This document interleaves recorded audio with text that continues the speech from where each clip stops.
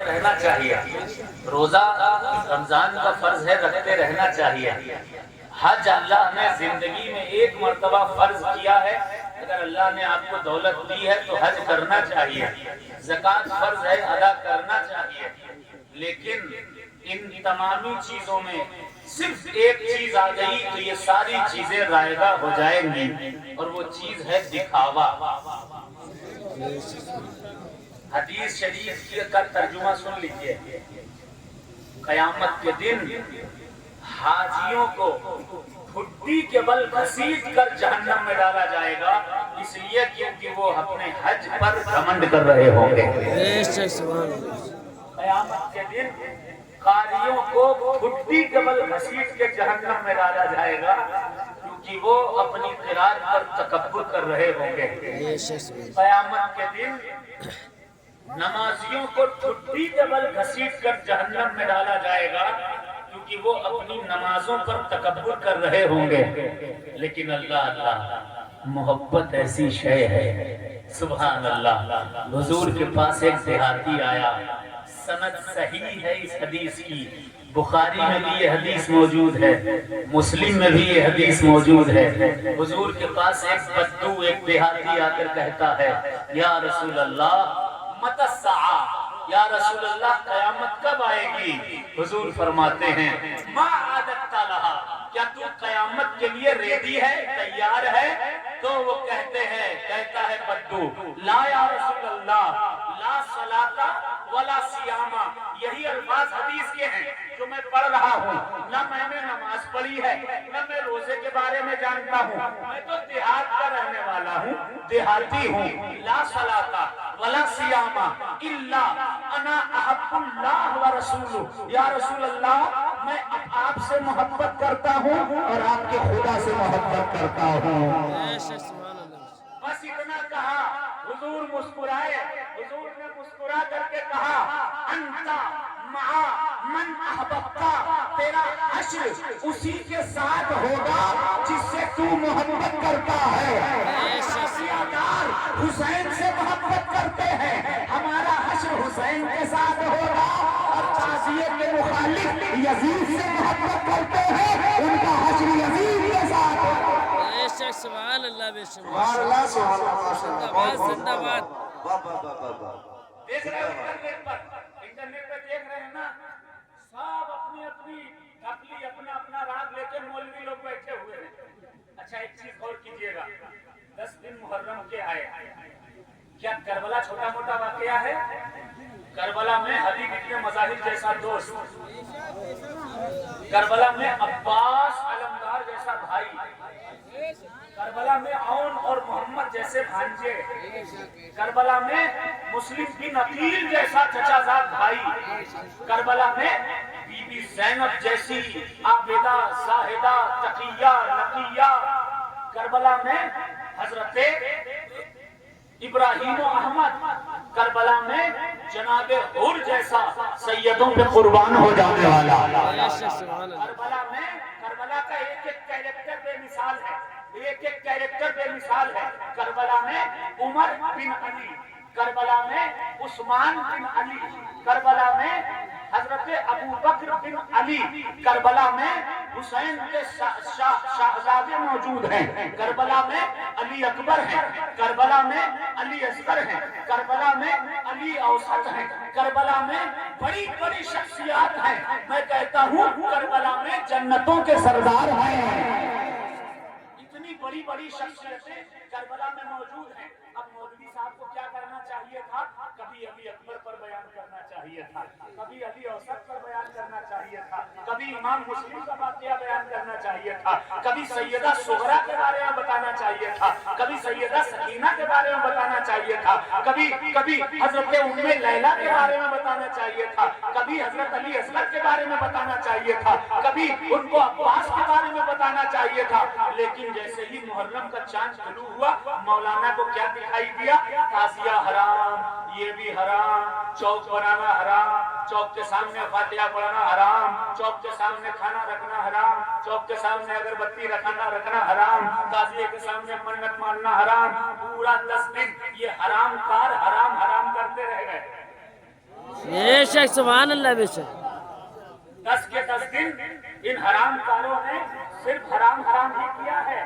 نہ کربلا بتائی، نہ عباس کا ایثار بتایا، نہ محمد کی قربانی بتائی، نہ سیدہ زینب کے بارے میں بتایا، نہ حضرت سیدہ ام لیلہ کے بارے میں بتایا. کسی کا ذکر نہیں کیا. اسی سے بات سمجھ میں آ جاتی ہے کہ انہیں کربلا سے مطلب نہیں ہے، ان کو اپنے پیٹ سے مطلب ہے. بے شک سبحان اللہ. اگر تم وفادار ہوتے امام حسین کے، اگر تم وفادار ہوتے حسنین کریمین کے، تو تم کربلا بیان کرتے. مگر یہ کیا کرتے ہیں؟ اگر ہم سنی، اور ہم سے اچھا سنی دنیا میں کوئی نہیں. بے شک سبحان اللہ. ہاں، جیسے ہی ذکر کربلا کیا، ہم جیسے الحمدللہ. ارے تم تو نئے سنی ہو. بے شک سبحان اللہ. تمہاری سنیت 10 سال 20 سال 25 سال 50 سال 100 سال پرانی. باپ داداؤں میں کسی نے 100-150 سال پہلے کلمہ پڑھ لیا تو سنی ہو گئے. بے شک سبحان اللہ. 100-150 سال پہلے باپ داداؤں میں کسی نے کلمہ پڑھ لیا تو چلو بھائی سنی ہو گئے. ابے ہماری سنیت دیکھو. ہم ابو محمد ارغون 600 سال پہلے سنی. بے شک سبحان اللہ. سبحان اللہ.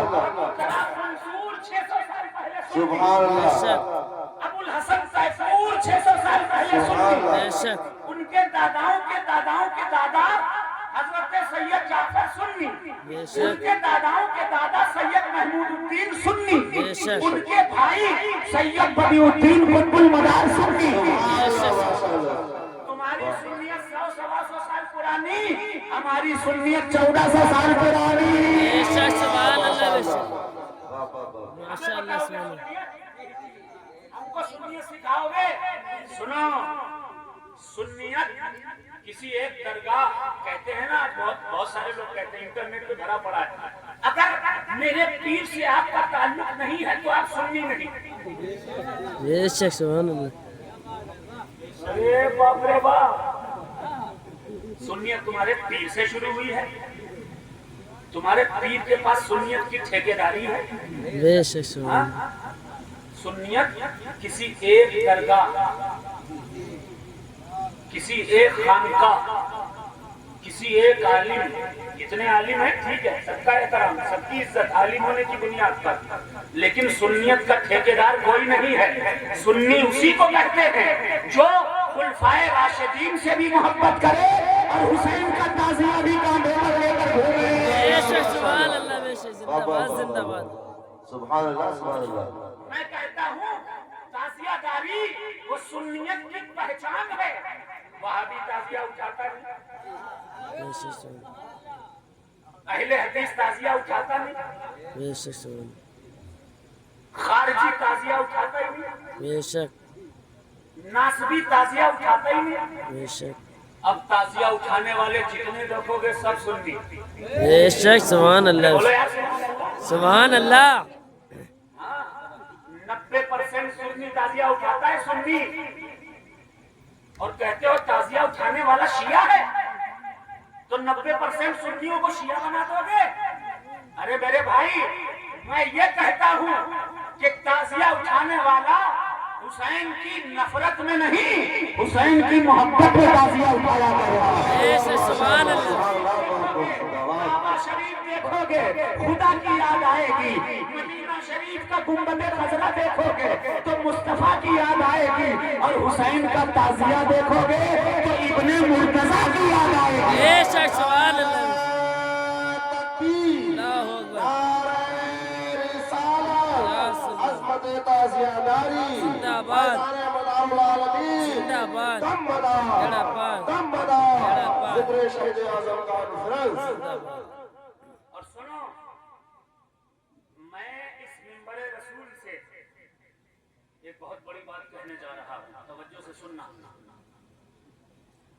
تعزیہ دار جتنے بھی ہیں وہ سارے کے سارے سیدوں کے محب ہیں. بے شک سبحان اللہ. میرے دادا کو کوئی ذکر کرے تو میں خوش ہو جاؤں گا. مولانا آفاق صاحب کے دادا کا کوئی تذکرہ کرے ان کی بانچیں کھل جائیں گی. بے شک ان علماء کے باپ دادا کا ذکر کوئی کرے تو یہ خوش ہو جائیں گے. ارے آپ کے باپ دادا کو کوئی نام لے ذکر کرے تو آپ خوش ہو جاؤ گے. اب یقین سے دل پر ہاتھ رکھ کے کہو جب 10 محرم ہوتی ہے یا حسین کے نعرے لگتے ہیں تو ہم تو سید تو خوش ہوتے ہی ہیں، ساتھ ہی ساتھ حسین کا نانا محمد الرسول اللہ بھی خوش ہو جایا. بے شک سبحان اللہ بے شک سبحان اللہ سبحان اللہ. ماشاء اللہ زندہ باد زندہ باد بے شک زندہ باد زندہ باد. زندہ باد زندہ باد بے شک سبحان اللہ. راضی کرنا ہے، اگر حضور کو راضی کرنا ہے، اگر حضور سے محبت کا اظہار کرنا ہے، اگر حضور صلی اللہ علیہ وسلم کی شفاعت حاصل کرنی ہے تو تعزیہ داری بہت اچھی، بہت ہی اچھا راستہ ہے. آپ کہو گے کیسے؟ تو سنو، حضور نے فرمایا من احب حسین فاحبنی، جس نے حسین سے محبت کی اس نے مجھ سے محبت کی. بے بے شک شک سبحان اللہ. بھائی کہہ دو سبحان اللہ. سبحان اللہ بے شک من احبنی فقد احب اللہ، جس نے مجھ سے محبت کی اس نے اللہ سے محبت کی. فمن احب اللہ یدخل الجنہ، اور جس نے اللہ سے محبت کر لی وہ جنت میں جائے گا. سوال یہ ہے کہ سنیوں تعزیہ کیا حسین کی نفرت میں اٹھاتے ہو یا حسین کی محبت میں اٹھاتے ہو؟ جب تعزیہ اٹھتا ہے تب بچہ حسین کا تعزیہ لے کر، عباس کا علم لے کر کے خوب گھومتا ہے، گلی گلی چکر لگاتا ہے، شہر شہر دوڑتا نظر آتا ہے. کبھی علامہ ادیب مگن پوری کہتے ہیں لے کے علم عباس کا بچے، لے کے علم عباس کا بچے کوچا کوچا پھرتے ہیں. لے کے علم عباس کا بچے کوچا کوچا پھرتے ہیں. ارے فوج یزیدی کہیں نہیں ہے، علی کا لشکر گلی گلی. بے شک سبحان اللہ بے شک سبحان اللہ ماشاء اللہ زندہ باد بے شک سبحان اللہ. علی کا لشکر گلی گلی. اگر حسین کے نانا کو خوش کرنا ہے تو تعزیہ اٹھاؤ. بے شک سبحان اللہ بے شک حسین کے بابا کو خوش کرنا ہے تو تعزیہ اٹھاؤ. بے شک اگر قطب المدار کو خوش کرنا ہے تو تعزیہ اٹھاؤ. اگر غریب نواز کو خوش کرنا ہے تو تعزیہ اٹھاؤ. جب حسین کا نعرہ لگاؤ گے تو حسین کے یہ بچے خوش ہو جائیں گے. اپنے نانا سے کہیں گے اے میرے نانا، یہ سنی لوگ آپ کے نواسے حسین کا تعزیہ اٹھا رہے تھے، ان سے ان کے قسمت میں اپنی شفاعت کو لکھ دیجئے. تعزیہ محبت میں اٹھاتے ہو، حدیث سنو حدیث، وداؤٹ اینی ریفرنس کوئی بات نہیں. حضور کی حدیث سن لو. انہیں تو صرف حرام ہی دکھتا ہے. مجھے لگتا ہے کہ کہہ نہیں سکتا، آپ لوگ خود ہی سمجھتے. ہمیں جسے چاروں طرف حرام ہی حرام دکھ رہا ہو تو آپ نے سنا ہے کتا جب کاٹ لیتا ہے، ٹھیک ہے، تو کتے کے کاٹنے کی وجہ سے انسان بھی کتا بن جاتا ہے، ریبیز ہو جاتا ہے، ہاں کرنے لگتا ہے. میں کہتا ہوں حسینیت کی مخالفت کرنے والوں میں اور ان کتوں میں کوئی فرق نہیں. یہ بھی کتے وہ بھی کتے. آج دیکھ لو حسین پاک کے دربار میں کروڑوں جانے والے، بے شک سبحان اللہ اور جو نہیں جاتا ہے وہ 10 محرم کا تعزیہ اٹھاتا ہے. بے شک سبحان اللہ. یزید کی قبر بھی پوچھو گے نا تو کہیں یزید کی قبر کا پتہ بھی نہیں ملے گا. نبی شاعر نے کہا حسین زندہ ہے دستور زندگی کی طرح، شہید مرتا نہیں عام آدمی کی طرح. یزید ڈوب گیا شام کے اندھیروں میں، حسین پھیلے ہیں دنیا میں روشنی کی طرح. کیا بتا سکو گے صدا یا حسین کی، تم اس صدی کے ہو، یہ صدا ہر صدی کی ہے. بے شک سبحان اللہ ماشاء اللہ. جتنی سنی درگاہیں ہیں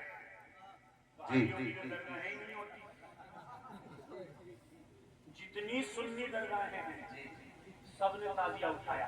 جی سب سے پہلی درگاہ قطب المدار کی ہے.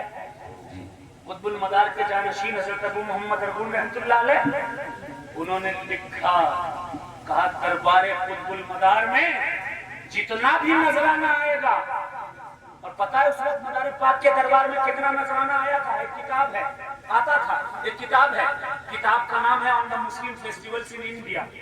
اس کتاب کو گریسن بی ٹیسی نے لکھا اور انگلش ٹرانسلیشن کیا شہنواز نے، شہنواز حسین نام کا ایک ٹرانسلیٹر تھا۔